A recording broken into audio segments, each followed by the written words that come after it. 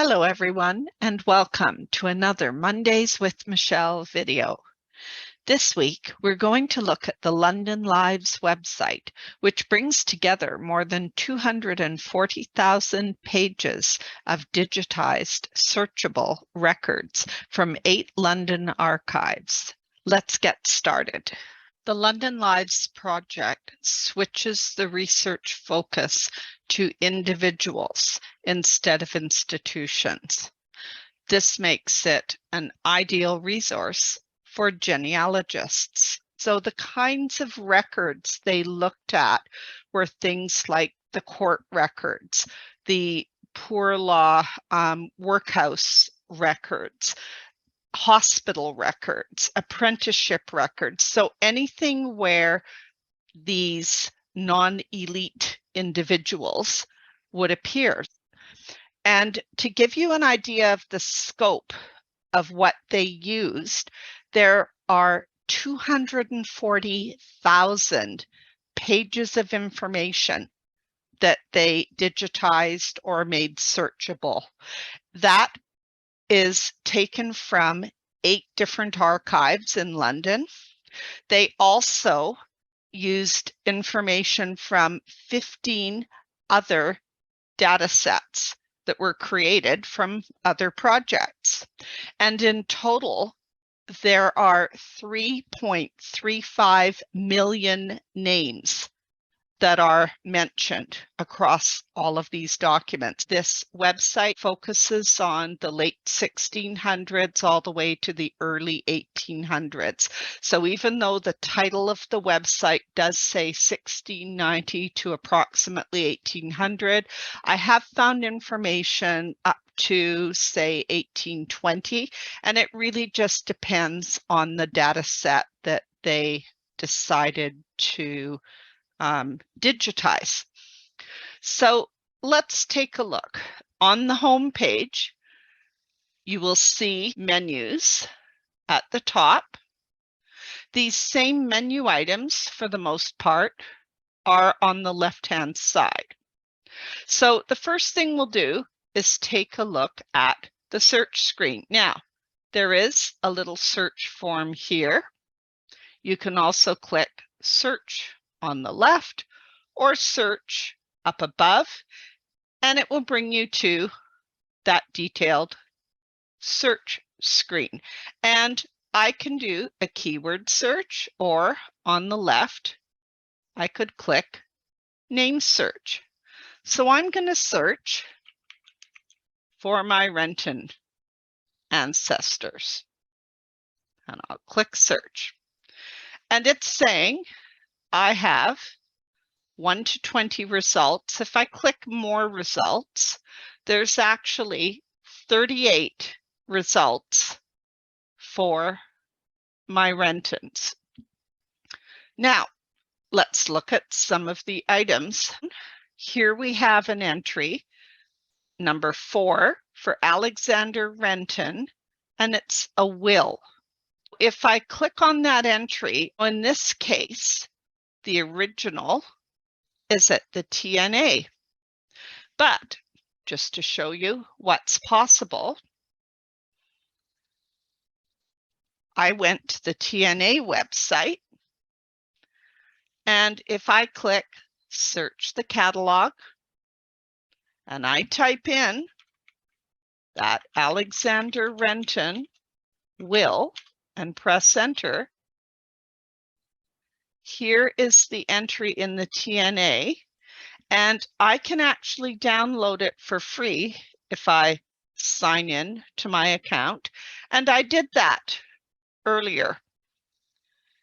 And this is his will. So even though the will itself is not attached to this London Lives, the TNA does have it available for free digitally. If we go back to our list, and let's go to the second page, and let's look at number 38. If we click on this link, we are looking at the Old Bailey transcript of proceedings for this trial. And it's talking about a gentleman named Thomas Frost who trespassed in the garden of John Renton and basically stole a bunch of his plants. And you can click on these page images and see the information from the Old Bailey online website. The other thing you can do is click Browse, and you can actually browse the record sets by document type. Now, one of the ones I found interesting was this category, Ordinaries account. And I have to say, I wasn't familiar with that term, so I went and looked it up. And the ordinary was basically the chaplain who administered to the condemned prisoners at the Old Bailey, and their records, their notebooks, contain not only the details of the sermons that they administered, but also any of the comments that the prisoner made, like in other words, their last words. So I thought this would be interesting to look at.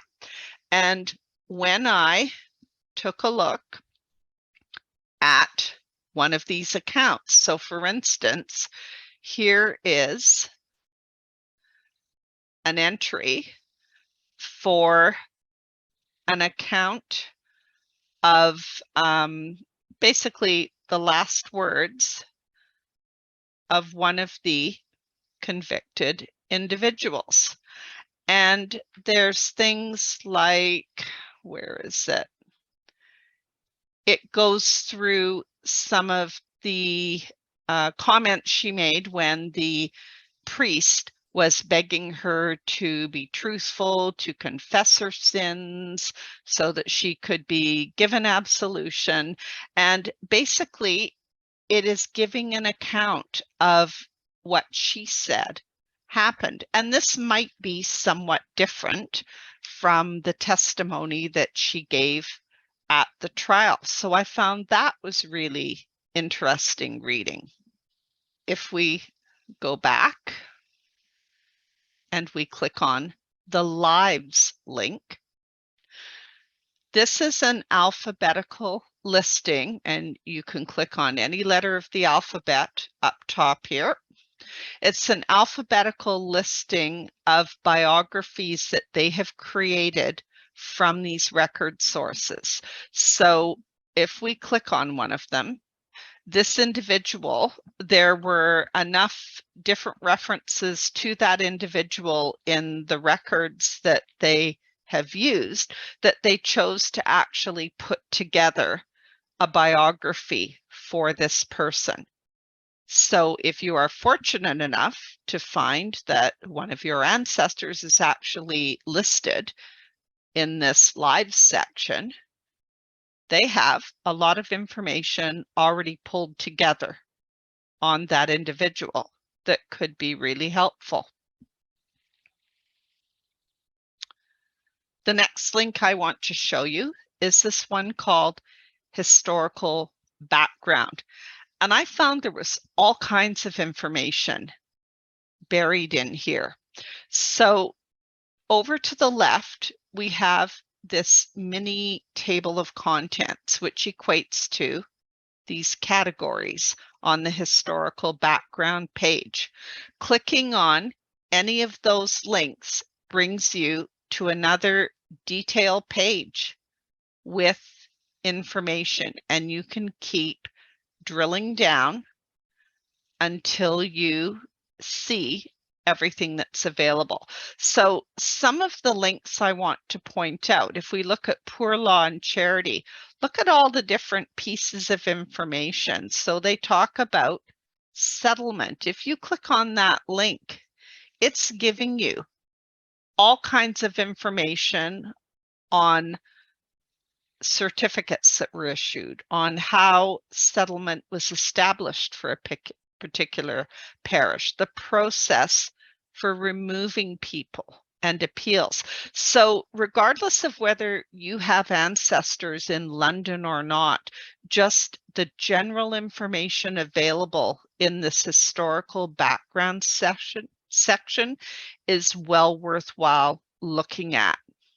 They've got similar information for guilds and hospitals. And again, the focus of these pages is based on the records that they use to create this website.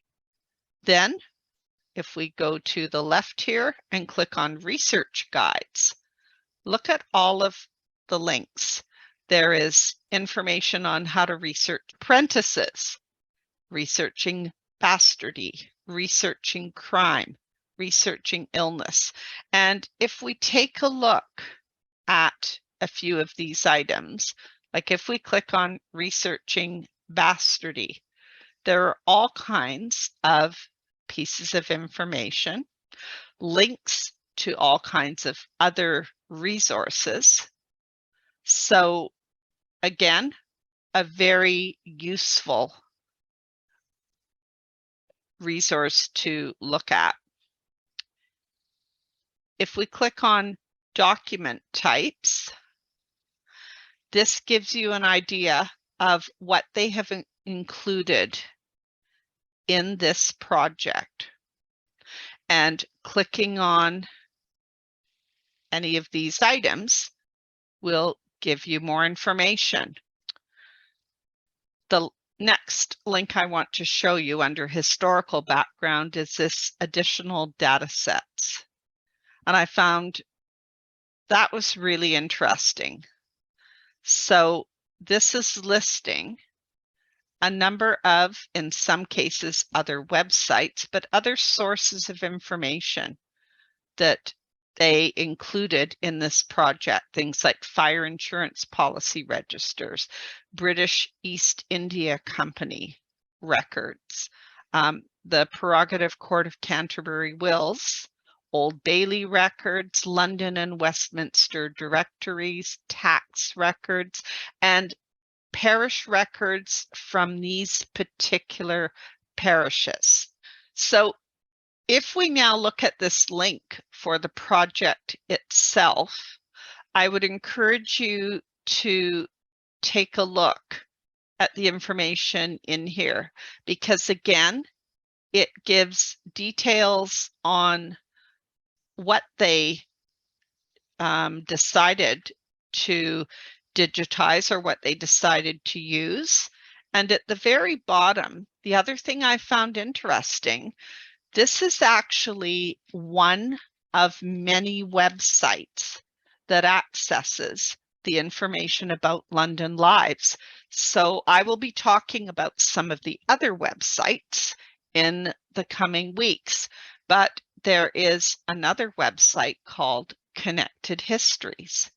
There's another website called Locating London's Past, which is a way of mapping the data.